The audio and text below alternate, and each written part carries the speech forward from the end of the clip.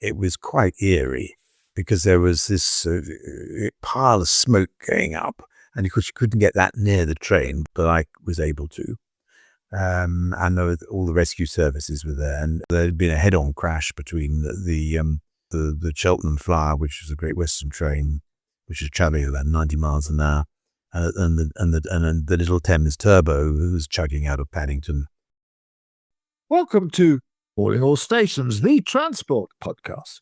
I'm Christian Walmer, an author and journalist who has covered transport for the past 30 years. In every episode, we try to keep you up to date with the most engaging news stories, policy developments, and interviews in the transport world. And with me is my regular co-presenter, Mark Walker, who has spent decades looking at transport policies and legislation. So, Mark, we've got a bit of a special edition today, haven't we?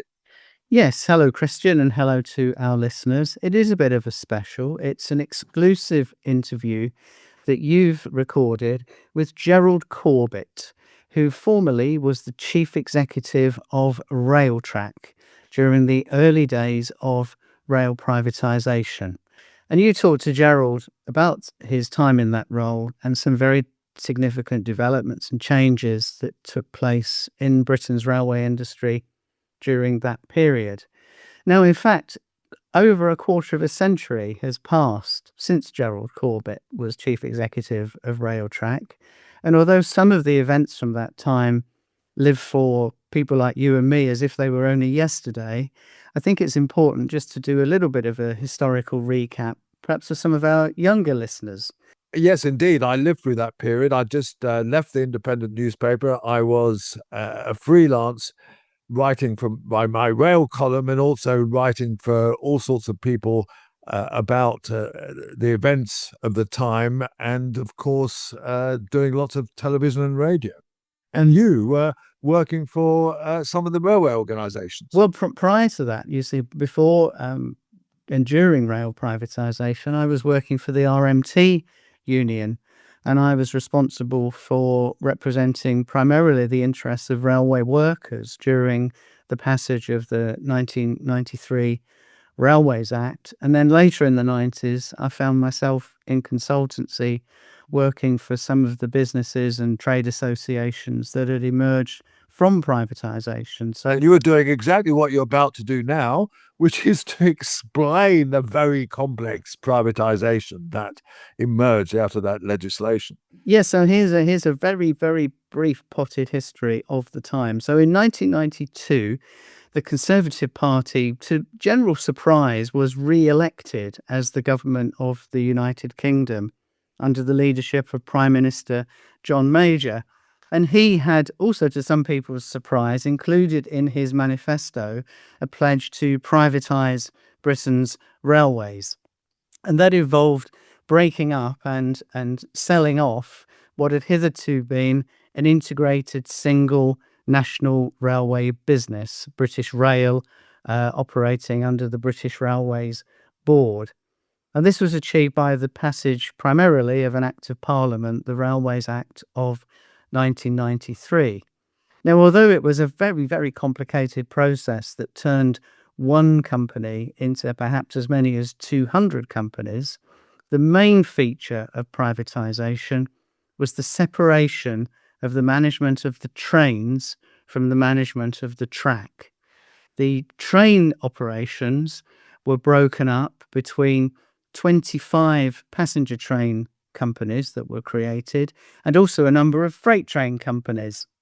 But the infrastructure, everything essentially that didn't move, the track, the stations, the power supplies, the signalling, the depots, was put into one very large company which operated under the name of Railtrack.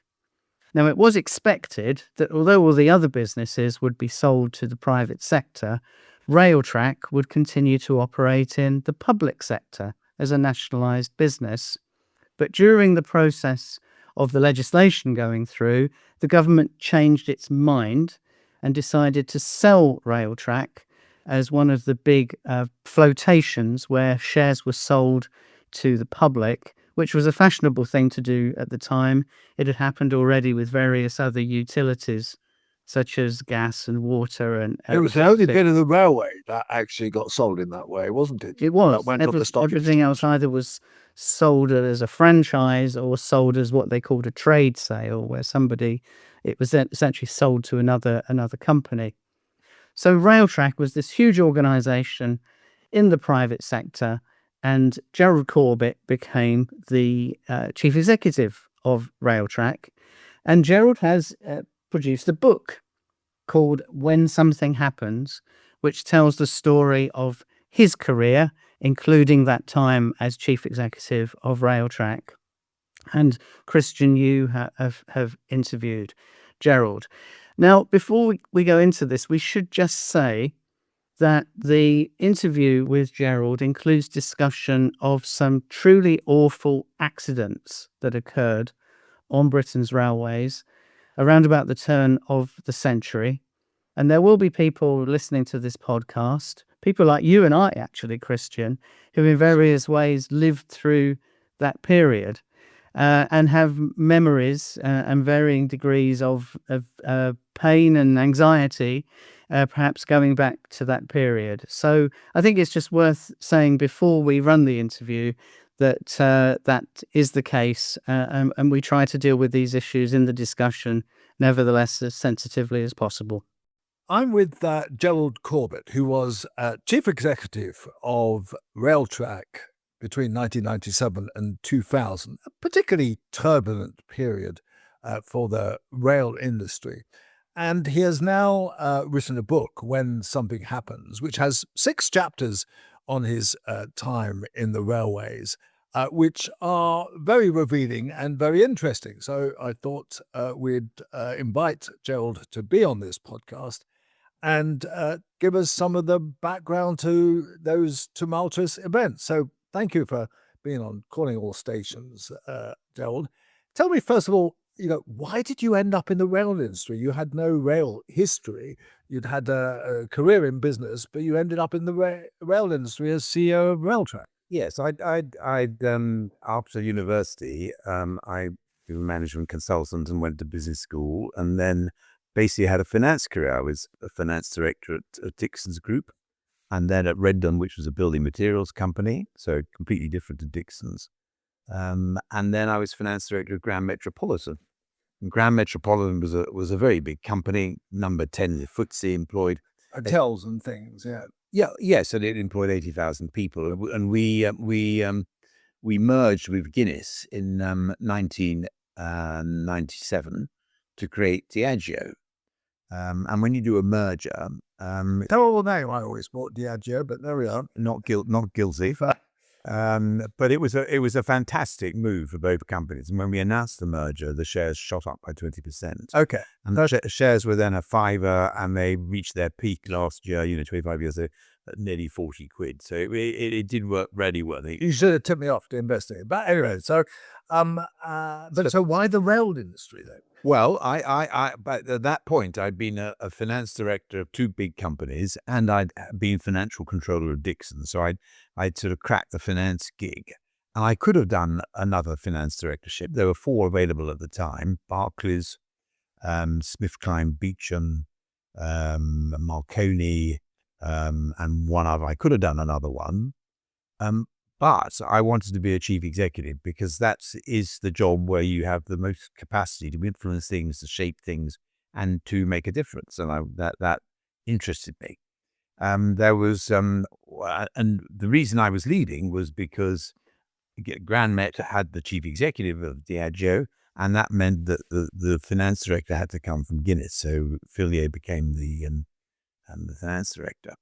So I had to find another job.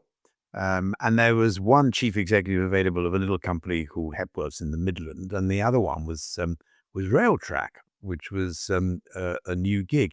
And of course, in business, if you've had a sort of finance background, it doesn't really matter whether it's trains or it's video recorders or it's booze or it's bricks and blocks of concrete. It's a business. So I was, although I hadn't any general management experience, I had been around the block quite a bit. as a finance director, and I understood about public companies. I understood about So they approached you, or you approached? yes, A headhunter. yes, Carolyn Eady, who's Michael Portillo's wife, and was a big cheese at Spencer Stewart, approached me. And an old friend from Cambridge, Archie Norman, who was the MP, and yes, he was the MP then, and he turned around Asda. He was on the nomination committee, which was chaired by Philip Beck, who was one of the non-executive directors who'd been chairman of Molin. And I was put on the list and put through my paces and all the rest of it. And it was a fascinating brief, because the railway had been split into all these different bits. Railtrack was effectively half of the railway. Commercializing it was considered a big opportunity. We had a massive program for regenerating all these stations, which required a great deal of investment. 2,500 stations you were supposed to do up, I think. I seem to remember. Yes, and people have forgotten that actually we did that. Right. And we completed that all quite successfully. Now, this was before it was privatised. It was in the process of being privatised. No, it had been by the John Edmonds, who was a railway lifer, was the chief executive. And he'd been chief executive. He'd been in BR for 40 years or something. And he was the chief executive at the privatisation. And his chairman was Bob Horton, who was had been the chairman for 4 or 5 years. He'd been chief executive of BP, and he had quite a reputation, because he was known as Hatchet Horton. I met him, and he was a pretty sharp guy. But yes, and he was the one who as you explained in the book, who actually pushed for it to be privatised. Yes, the railway privatisation was one of the final shoes to drop. Mrs. Thatcher had been against it.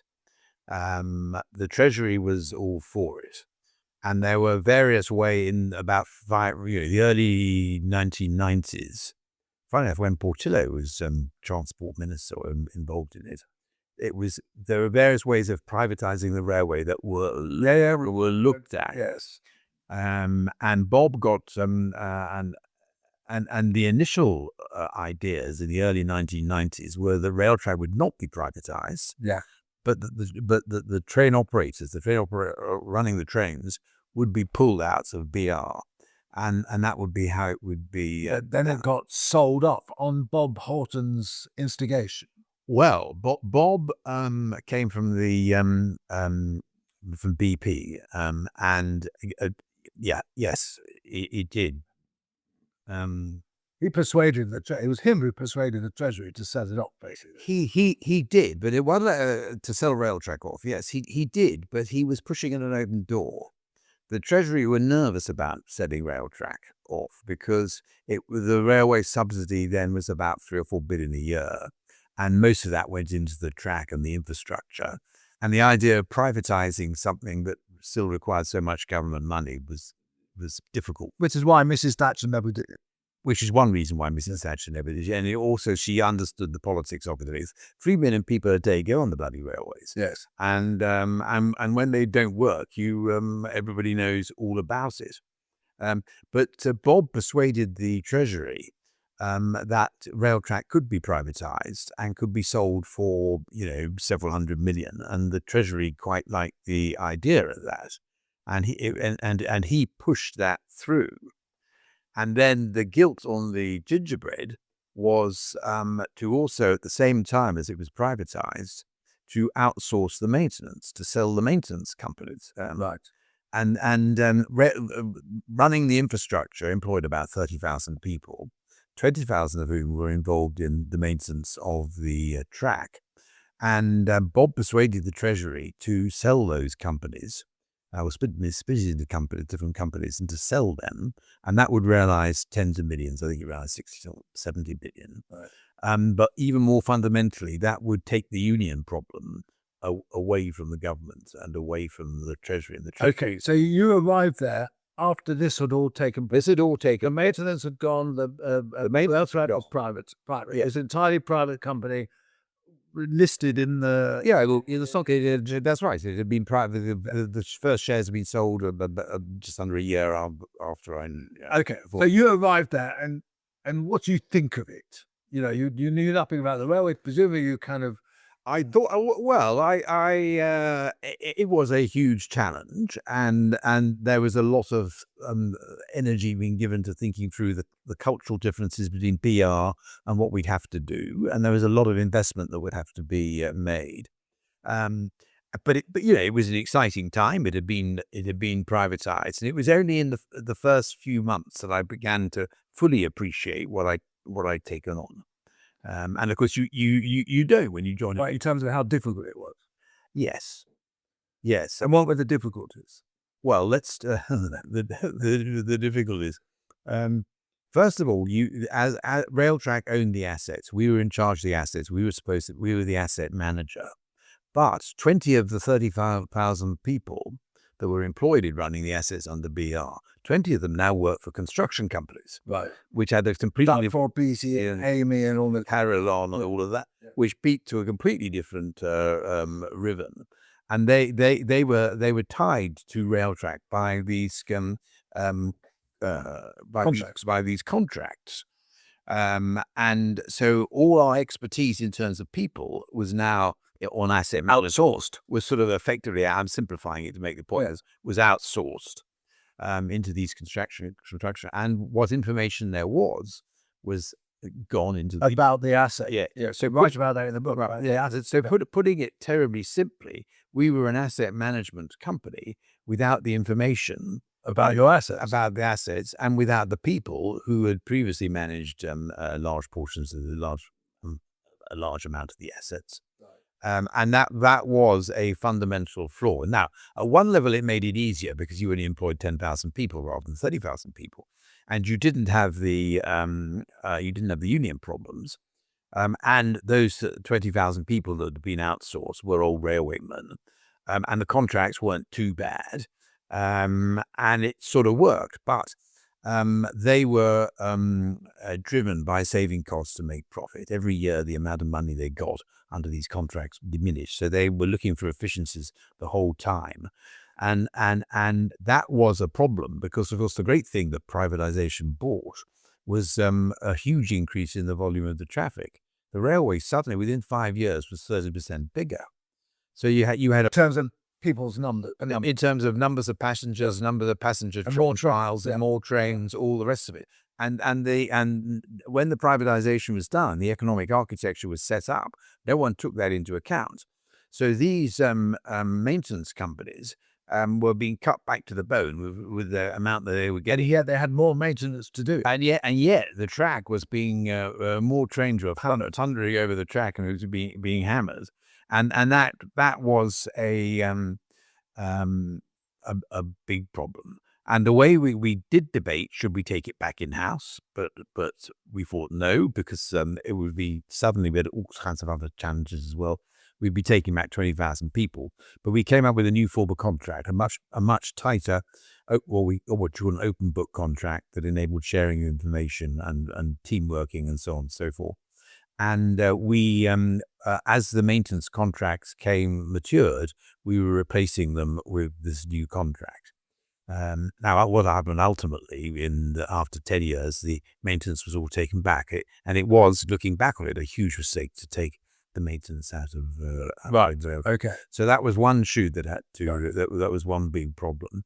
The second big problem was all the extra volume, which was good news, but none of us were set up to cope with it in terms of our economics. That was a big challenge. And of course, the train operators were incentivized to have more trains and more use, whereas the maintenance company put costs on them, which they could. And the same with us. That was And with you, yeah. and that was a huge tension. That they wanted to add trains, and of course you add more trains, and you get given less money, and that is a nightmare for punctuality and running the thing properly. And that was a big tension. Because access charges were going down every year. Access charges were going down every year, and the economic architecture hadn't aligned the incentives between the different parties.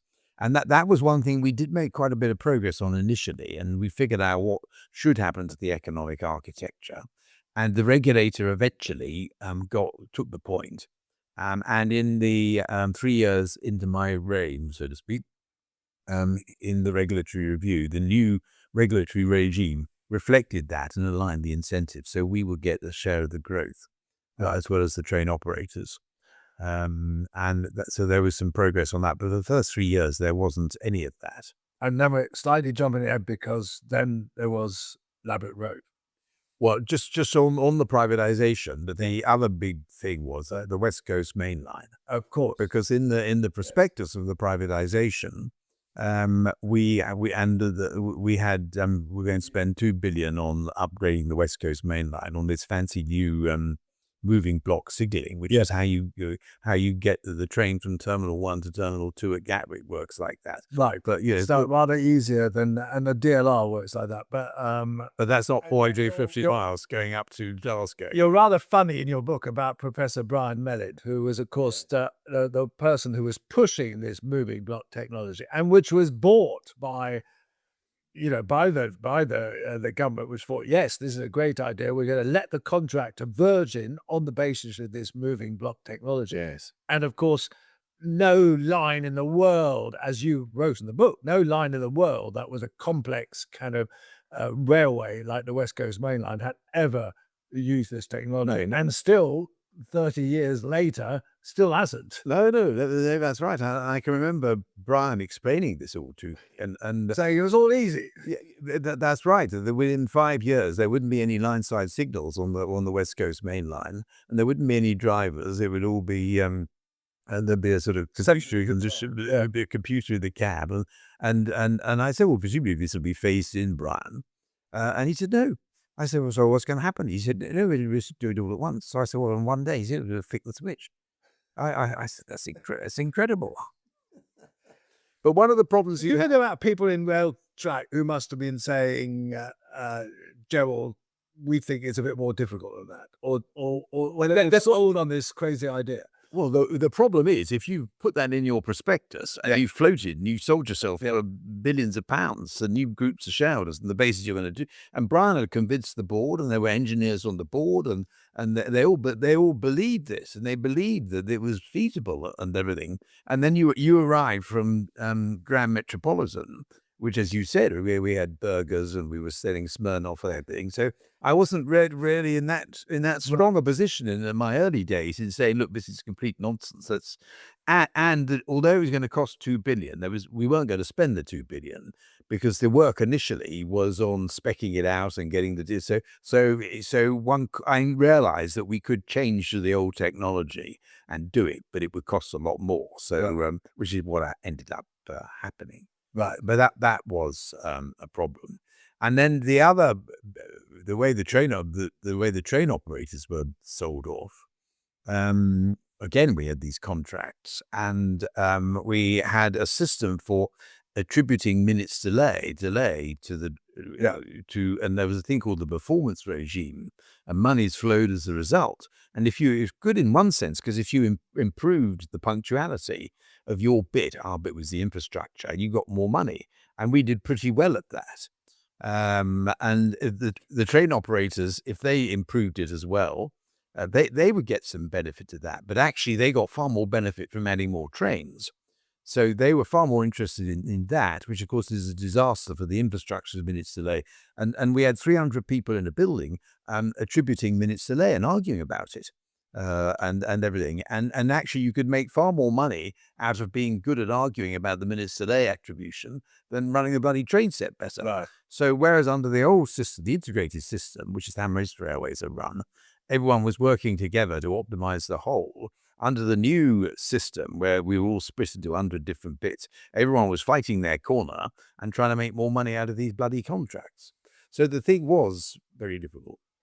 Okay, and then we made progress. But you set out of your book in some of the performance improved and so on, but then you got Labbot Road, and that really kind of coloured really the rest of your time at Railtrack, didn't it? We were beginning to make progress. Yeah, we'd improved punctuality of the infrastructure by some 40%. We doubled the investment. We'd rescued the Channel Tunnel rail link, which was a big thing politically because Labour needed that. Although eventually Railtrack didn't get that. I mean, we did phase 1, but my successors decided not to do phase 2, right, which I think was a mistake. Right. because by moving towards Labour had been against the privatisation, as you know, and they didn't think it was a good idea, and any problem, any delayed train was a political issue, and money for the railways and profits and everything. Right. So and that was a shadow. And we'll come to the importance of that Ladbroke Grove. That was a shadow over the whole thing, and we realised pretty quickly that although they wanted to characterise Railtrack, us, as the problem, we had to be part of the solution and work with them. And although we would never be their best friends, if we could be part of the solution, Right. and everything, then there could be a future. So rescuing the Channel Tunnel Rail Link, and doing that for them. Got you brownie points, so particularly with John Prescott, who was pretty around with Blair and with everybody, and it showed us working. And then we were we were the preferred bidder on the tube, because if you remember, the tube was going to be privatised. And that enabled us, the fact we'd done the CTRL, the Channel Tunnel Rail Link Phase 1, and that gave us the credibility to become the preferred supplier for the tube. Although that didn't happen. Although that did, because of Ladbroke Grove, which we'll come to. Right. So all the politics was sort of moving in our direction. And you warmed to Prescott, didn't you? At first you were very critical of Prescott, but in the book you kind of say, he was pretty good at... Well, he was what he was, and then there was some things he was very good at. But there were some. We had Gus MacDonald was excellent. The civil servants were strong. Number 10 was very strong. Ladbroke Grove, the train crash was in October 1999. I'd done 2 years by then, and at that moment, actually, everything looked quite good because we'd improved punctuality, which everyone's pleased with. We saved the Channel Tunnel Rail Link. We're in line for the tube. Our profits had doubled or something. Our share price was 50 quid, and we'd only floated at £3.90. So our investors were happy, and it was all moving in the right direction. And then we had Ladbroke Grove. Right. So yes, how did you hear about Ladbroke Grove, and what was your first? What first happened? I was on my way to an industry meeting at the Savoy, where the regulator was going to speak, I was going to speak, Morton was going to speak, and at about 8:20, Alistair Morton, who was chairman of the Strategic Rail Authority, he was a very good bloke. Yeah. I got this call saying that there'd been this really bad crash, and at Ladbroke Grove, 8:03. And we, in those days, chief executives had a thing called a driver. So we diverted to Ladbroke Grove. We were going into the Savoy, and we got there at about 8:50, and I rang Morton up, and he already heard, and it was quite eerie because there was this pile of smoke going up, and of course you couldn't get that near the train because but I was able to. And all the rescue services were there, and John Curley, who was one of my right-hand men, he was there, and he told me roughly they thought it was a SPAD, and it Signal past the danger. Signal past the danger. There had been a head-on crash between first the Cheltenham Flower, which was a Great Western train, which was travelling about 90 miles an hour. And the little Thames Turbo, who was chugging out of Paddington. The crash was 2 miles out of Paddington. They head-on crash. It was ghastly. There was nothing that I could do. The rescue services were coping with it. So I went off to the office, and I got to the office about 10 o'clock. And already the boardroom had been commandeered by Chris Lair, who was our very experienced operations director. And that had become a sort of control room for dealing with all the issues around the crash and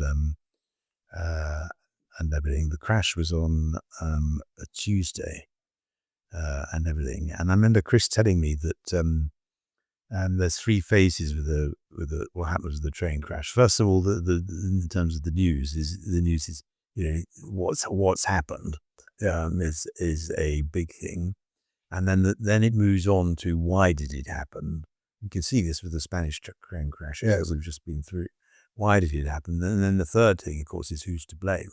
Right. And then it's a very difficult moment for a train company because everyone's shocked. It is clearly terrible. Some people find it very difficult to keep going. And if you're one of the leaders, you do have to, because it affects how you feel, but you do have to keep everybody going and give a sense of direction and a sense. And because you have to remember the railways have to be restored eventually and so on. Yes, and the service has to keep on going. There's only one part of it. And then there's all the press and the TV and the politicians, and you have to talk to all the train operators. You have to talk to your contractors. So it's a very intense. Did you find the press aspect difficult? Yes, because because it's horrific.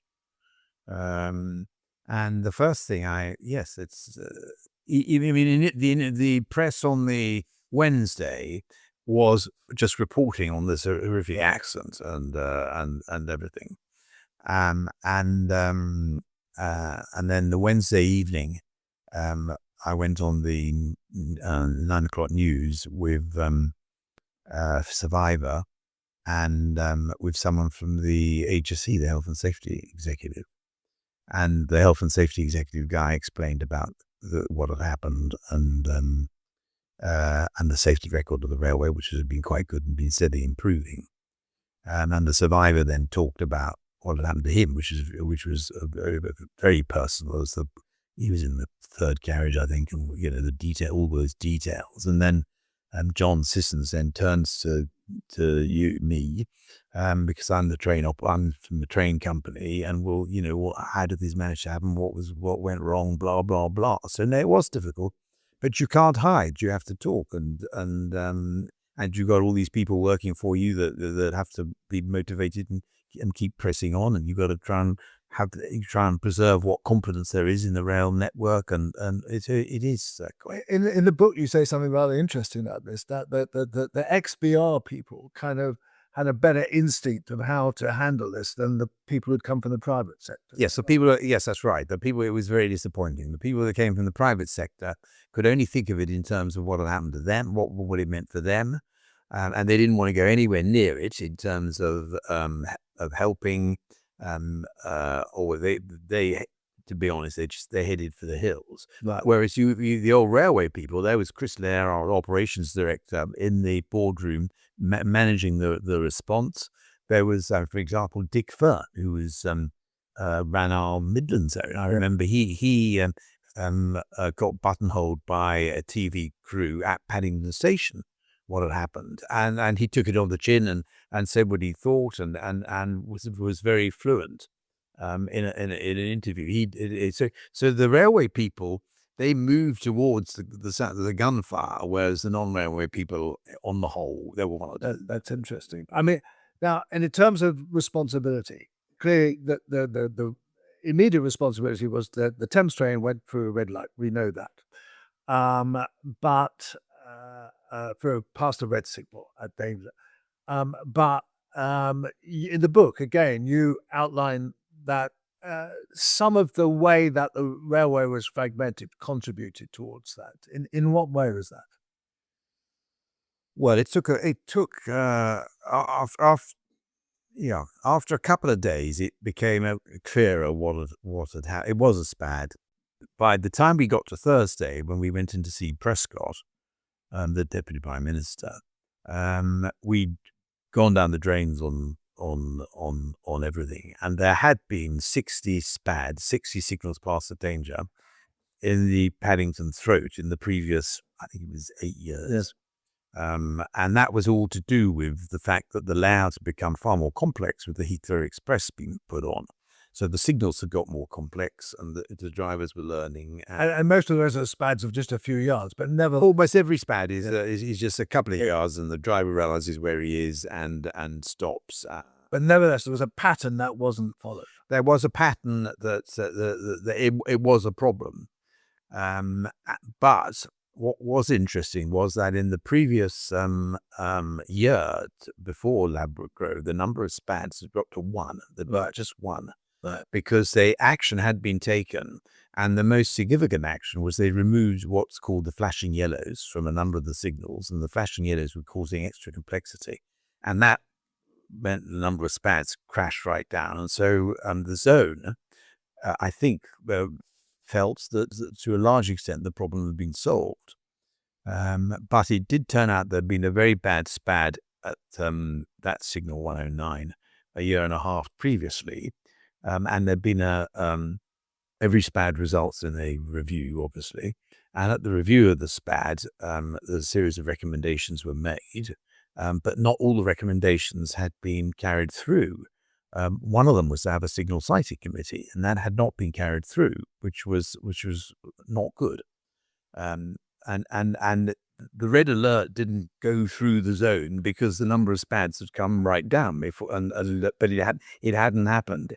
And if the signal sighting committee had taken place, they might have picked up that the signal wasn't quite right, given what had happened with the Heathrow Express and those changes, and they might have changed the signal, and that might have made the signal a bit more visible because it was a very bright morning and whatever.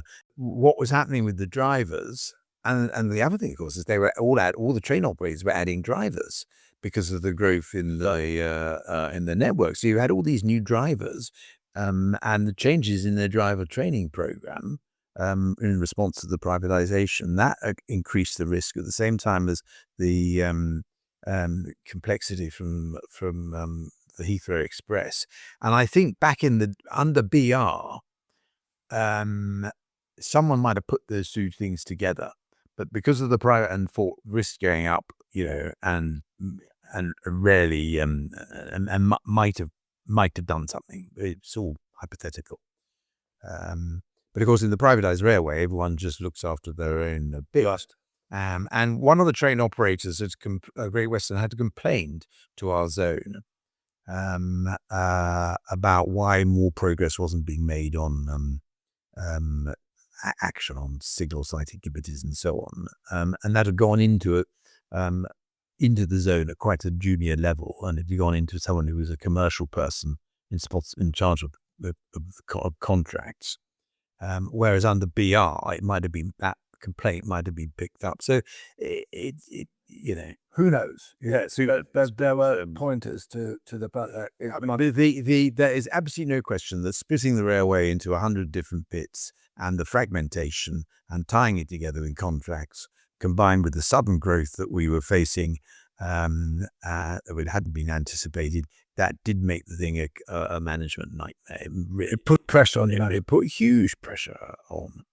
And so we get the Cullen report, and do you think that was... Well, first of all, we had the meeting with Prescott on the Thursday, which sort of was okay, and he'd announced the Cullen inquiry, and we understood all that. And then on the Saturday, there was a meeting at number 10, which Railtrack rather teddingly wasn't asked to. And and then the briefing that came out of that for the Sunday papers was that there was a report coming out on the Monday on our safety and standards department. And that was going to be result in the department's reporting lines being changed. And the wording was that Railtrack was to be stripped of its safety responsibilities. That was it never happened, of course. But you managed to survive. You managed to stay on as CEO, and under pressure. Oh yes, I mean on the Sundays, the News of the World and the Sunday Mirror were calling for my resignation, and I did go around all the TV studios, went on the Frost program, Dimbleby, at the Today program, all of that, making the company's points, which were that the signal was working perfectly well, and everything. The railway safety record had improved, and the lots of people, that thousands of trains had stopped at that signal, and it was all very sad. And making some of the company's points, because I was very conscious that, well, first of all, that we didn't want the public blaming Railtrack, because there's 3 million people go on it every day. There's the 11,000 people that work through Railtrack, because as a result of the vilification, because all over the Sundays there was stuff about corporate manslaughter, and all of that. And then we had reports that bricks were being thrown through signal box windows, that signalers were being spat at in newsagents. Oh my God. And you had this was all. So I did feel it was necessary to get out there and make our case, which I did, and it wasn't very pleasant, but we did it and we got through it. And 3 weeks later, well, the other problem we had was that on the Thursday, 2 days after the crash, the British Transport Police were briefing that 100 people might be dead because they hadn't been able to clear out carriage 8. That's right. I mean, I covered it in great. I was in every studio at the time because I was a freelance by then, and there was kept on being this speculation about that there might be lots of bodies in that carriage 8, which in fact there weren't. Well, they didn't know because the fear was that people would have moved up the Great Western Train as it came to get off, and because they hadn't cleared carriage age, they didn't know, and there were all these cars still parked in Reading car park. That's right. Yeah. And so the British, and that would have made it the worst transport disaster since the Titanic or something. Not that since Harrow, but anyway, it was for a long time, and that was the background to the government's the government's briefing. Right. But by the time we got to the following week, it was the death toll was all still gas. It was 31. The wreckage had been cleared, and the pool of smoke going up over Maida Vale was gone away, and it took 3 weeks to get it back to normal. But it was, and then we had quite a productive period because we formed this. Prescott led this safety, this safety. I can't remember what it was called, safety recovery group or something. And we made the director of operations. We made him the director of safety, and we made a whole series of changes. And we doubled the investment, and we accelerated the train protection warning system. We put all the safety measures into the bonus of everybody, because previously it hadn't been in the bonus, because the thinking had been that it's a given, not a variable. But of course, if you do put it into the bonus, and it's incentivizes people. So we did a lot, and then over the next year, the number of signals past the danger dropped by 30%. We got on top of broken rails because they decreased hugely as a result of the increase in the traffic after the privatisation. And we would in 1999 we reduced that by over 30%. And we shouldn't forget, of course, that in 1998, that was the first year since 1902 that there hadn't been a passenger death in a train crash on the railway. Right. And the safety record had been getting better. So that was And then you get the Cullen report where you had to give evidence. I remember seeing you around then, and that was a hard time. Yes, that was difficult. Yes, because you get all the survivor groups in the court and hissing you and no, that was difficult, but we got through it. And so then, as you say, you had a reasonably productive period, and then well, I remember. Yeah, I know what you're going to say, Titian. Yeah, one of the last things before Hatfield, which was on the October the 15th. Early October, we had the breaking through session on the Channel Tunnel rail link. And I went down at the end of September. I went down with Prescott on the train. Right. And that's the moment in the North Downs when they're tunneling under the North Downs, and the two tunneling machines break through and leafy giant. Right. And they make a big thing of it. So and Prescott made rather a good speech, actually. We went down together and came back together. And we had one of our better conversations. And I remember him saying, he said, well, he's getting better now, it's good. And everything, and indicating that the regulator would give us more money, Right. and change the architecture and the incentives and sort out a lot of those programs. And that was good news. But he said, I don't know what the hell would do if there's another one. And there was. Yeah, there was. And this was, in a way, worse for you because it was a Railtrack problem. Well, it was a big, yes. It was a broken rail. Yeah, one of the train crashed at 1 o'clock in the afternoon at Hatfield. It was the a GNER train going north, 90 miles an hour, and derailed, and 4 people died, and there were 40 people injured. So that was down to Railtrack. Well, it was, and it ended up 4 years later, after all the court cases and the investigations and everything. It was at its heart, it was sloppy maintenance.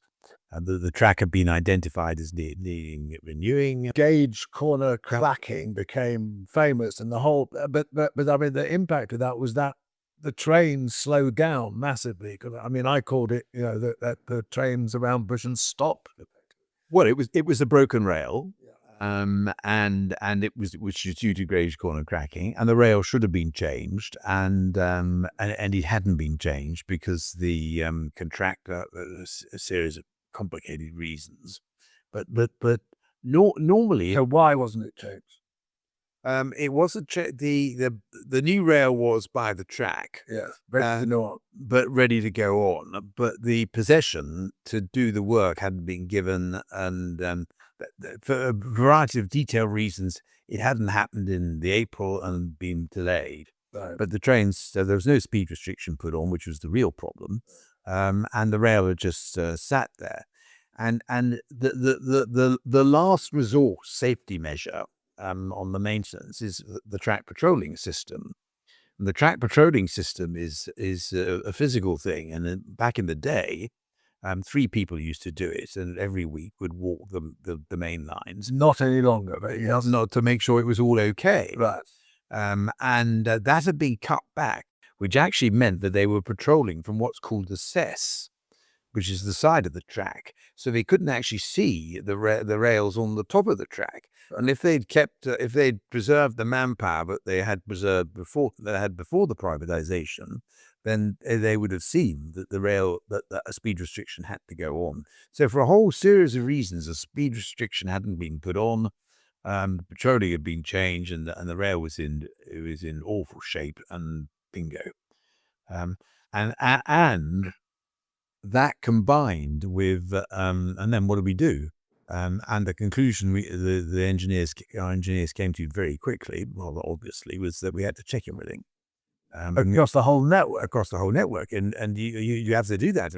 And the engineers were unbelievably nervous because of what had happened post Ladbroke Grove, and all this talk about corporate manslaughter and all of that. And of course, under the safety case, it is the track engineers. And while you did the checks, there were speed restrictions placed around the network. I mean, the whole network was. Well, he's put we had a big problem that a lot of the engineering expertise was with the maintenance contractor. So David pulled them in, and I can remember the meetings, about 20 of them in a meeting, and everything. And David had 2 lawyers there, because if he got it wrong, they could have all, and there was another crash. They would have all been, and people were prosecuted post Hatfield, but they could have been it could have been really serious. So they developed a new set of guidelines that any rail with a crack of more than 30 millimeters in it had to have a speed restriction on it immediately of 20 mph, which was quite draconian. But I remember 7-hour journeys to Nottingham. Oh, it was awful. Yes. And when they did that, because the data on the state of the track was with the maintenance contractors, and because there wasn't an asset register, BR didn't have one either, and we didn't have one. The regulator had been on to us about it, and it was in the list of the to-do list, but there wasn't one. I still don't think they got one today. No. Because of the lack of an asset register, no one really knew how many speed restrictions would go on, and their best estimate was 300, and 3 weeks later there were 1,800. And because everyone in the maintenance contractors, everyone acted so cautiously. And I can remember this professor, whose name escapes me, who was doing a report on it all, saying the engineers have stopped making engineering judgments. They're all absolutely petrified, and you could understand why. So then you came under a lot of pressure over that. Well, because it was crystal clear on the crash was at 1 o'clock. By 7 o'clock that evening, we knew it was a broken rail, and I concluded then that I'd have to resign. Oh, really? Yes, because the position I'd taken on Ladbroke Grove was that the signal was working perfectly properly. And I'd actually gone on the record as saying that if the signal hadn't been working properly and it had been on, of course I would have resigned. Because you are chief executive, you are accountable. It may not be your fault, but you are accountable, and that's one reason why you get paid all this money, and all the rest of it. And because I'd taken that position, I thought it was the right thing to do, but I should tender my resignation. But they didn't let you resign. Well, we got it confirmed late that evening, and then the following morning, the chairman wasn't there because he was in America, but he was coming back for the board meeting. I resigned, and it was quite weird, really. There was a sort of silence, and nothing much happened. And I had a cup of coffee, and then wandered across the Eastern Concourse. And by the time I got back, there was a list of people calling me, saying because people suddenly realised that actually, the chief executive going isn't necessarily going to do any good. Yes. And it's not the chief executive job to patrol the track or even make sure that the really detailed level that all the faults are proper. Well, especially as it was subcontractors, as it were. Yeah, and all, and I got and people, when they thought about it, they had appreciated all the work we'd done in the previous couple of years, and they appreciated all the difficulties of the privatisation. And I got a lot of political support as well. Number 10 went on the record as saying Mr. Corbett's doing an important job at a difficult time. And the Mirror was because the Mirror, of course, was the mouthpiece of Number 10. Yeah. And the Mirror was very supportive, and Pam Warren from Paddington Survivors Group was supportive, and all the train operators. So my resignation was rejected by the board, and we got on with it. But it was and we then had a very, very busy month with select committees and with the rail program and all these speed restrictions, and having been gradually coming off. And we mustn't forget the weather, because it was the West October. Oh right, then 40 years or something incredible. So it was a very difficult period. And everything, and then just as things were getting a bit better, and we were getting some light, because Number 10 got very involved with the replacement plan, because the railway wasn't working properly. It was awful.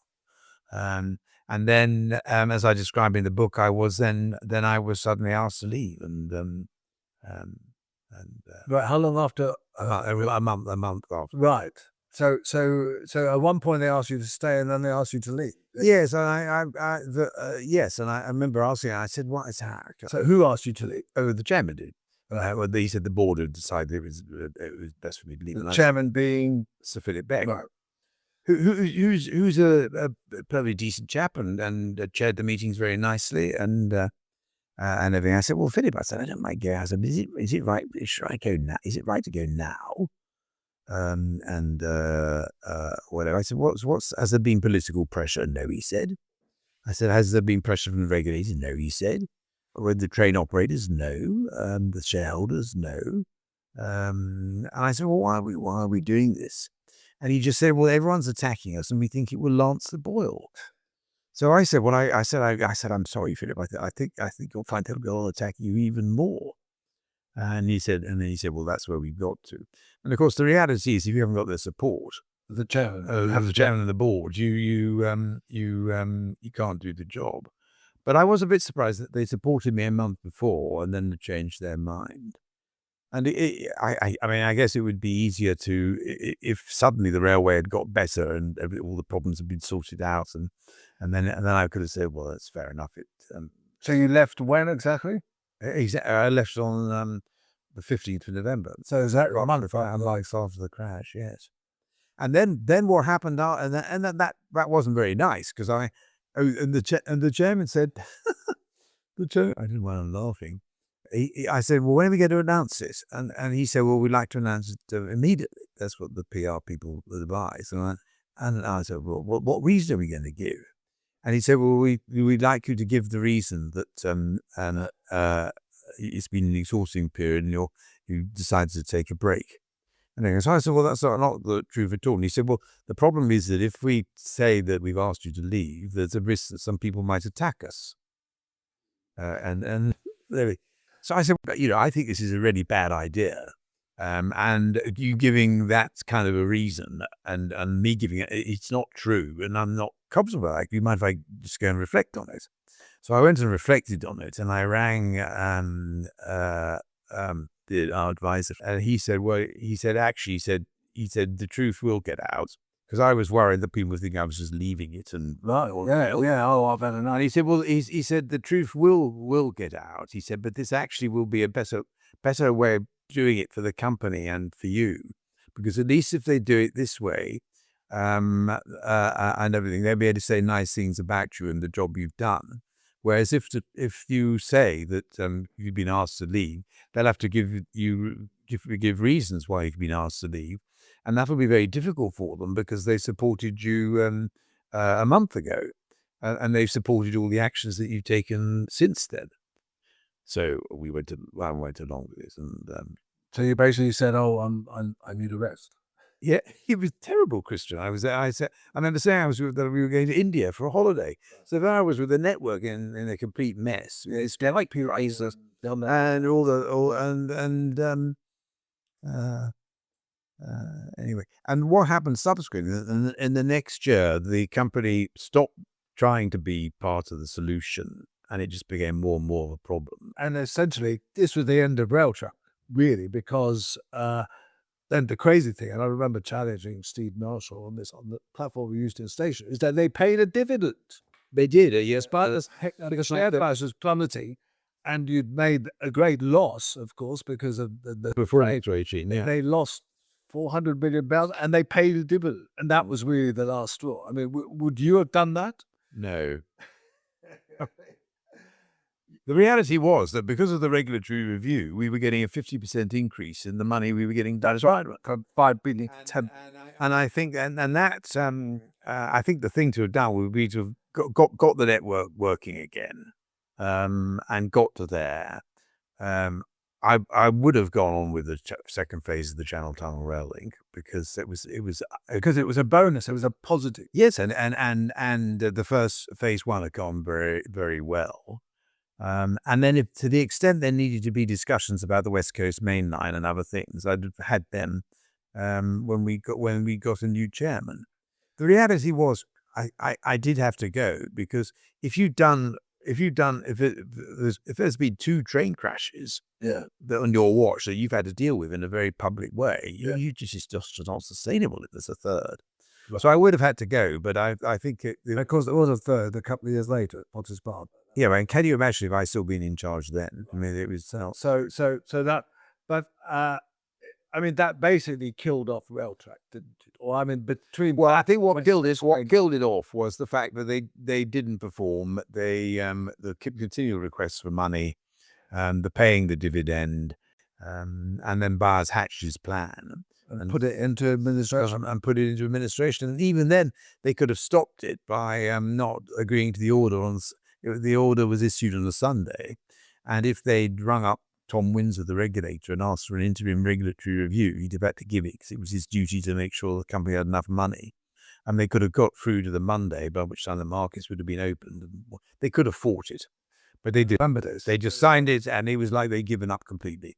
And that was all very sad. So and all the shareholders' money and all the effort that had gone into it all, and everything all for nothing. But do you think ultimately, and you hint at this in the book, that a privatized Railtrack was not a good idea? I mean, that ultimately, was it a viable concept? I mean, I remember at the time thinking that, talking to Japanese people who said, "Oh, you can't do that. You can't privatize the infrastructure because there was no kind of real business called infrastructure. It's entirely dependent on trains running on it." I think it would have had more chance if the maintenance hadn't been privatized. I think we might have got through, but it would have been much easier if it hadn't been privatized at all. And I think it was the great rush to do it all that was the problem. Because if they hadn't privatized it and they'd just done the train operators, and taken it gradually, then the extra complexity and the fragmentation of it wouldn't have been nearly as serious, and it would have been easier to manage, and the railway could have got used to that, and then you might have done something a bit more with Railtrack. But you'd always had the problem of the big subsidy, and the real problem was the politics. Because back in the day when there was a minister and BR effectively reported to the minister would never hang BR out to dry because he was responsible for it.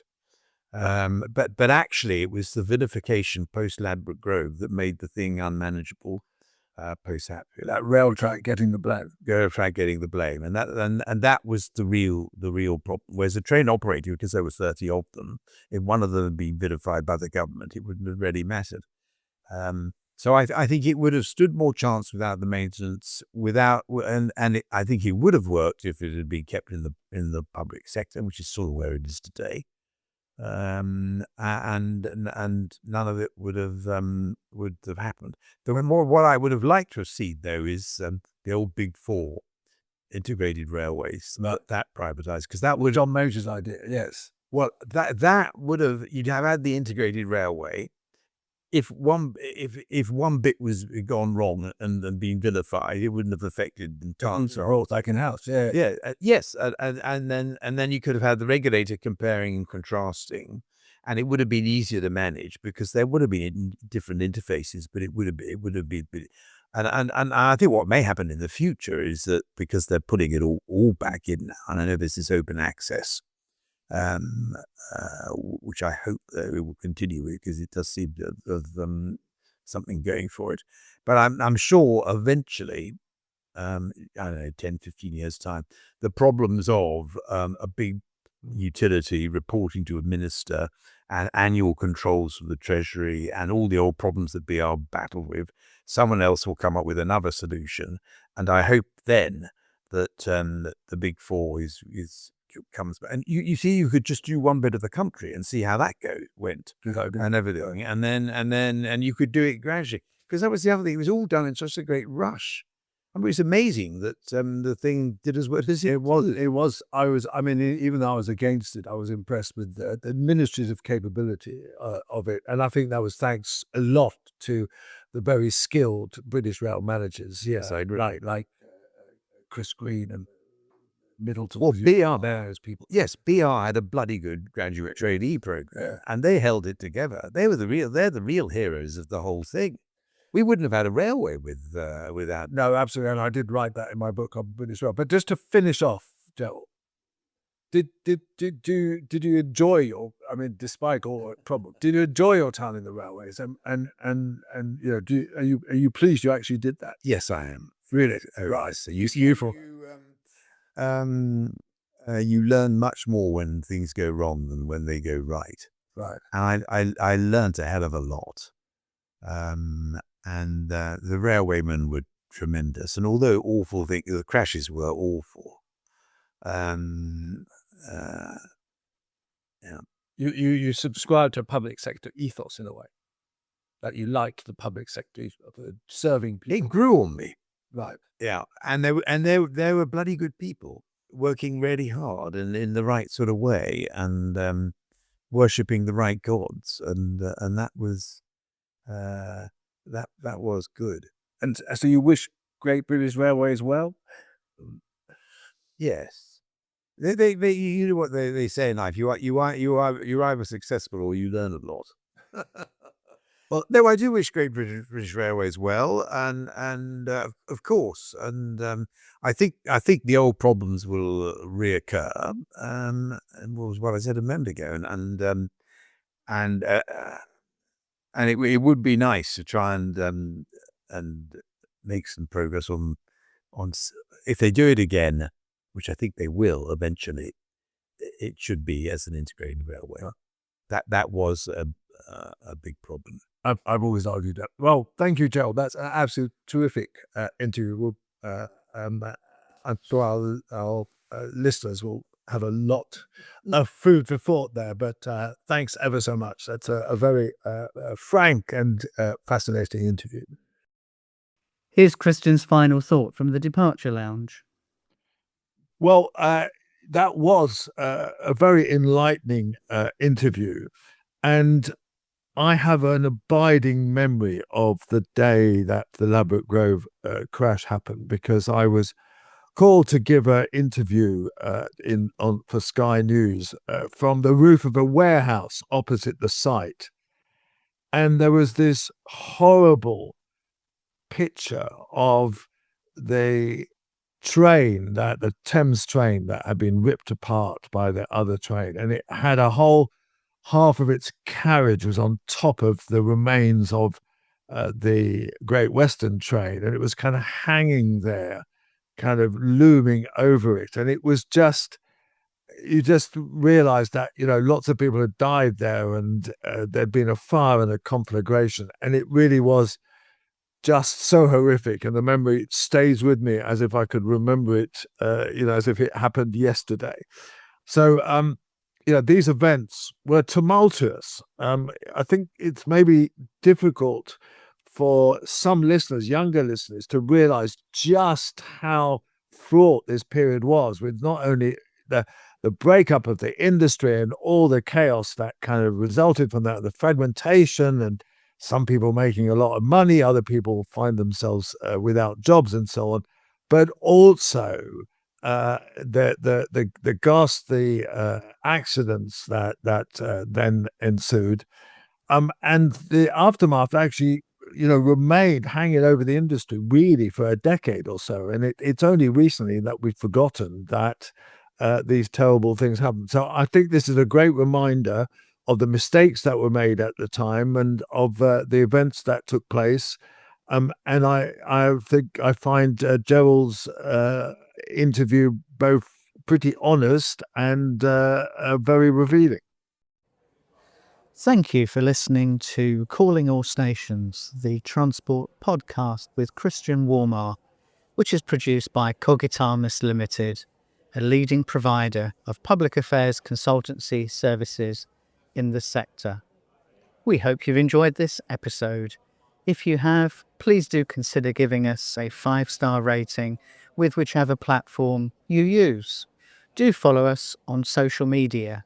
You can find Cogitamus Limited, Calling All Stations podcast, Christian Warmar and Mark Walker across a variety of platforms, including LinkedIn, Instagram, Facebook, Blue Sky and X.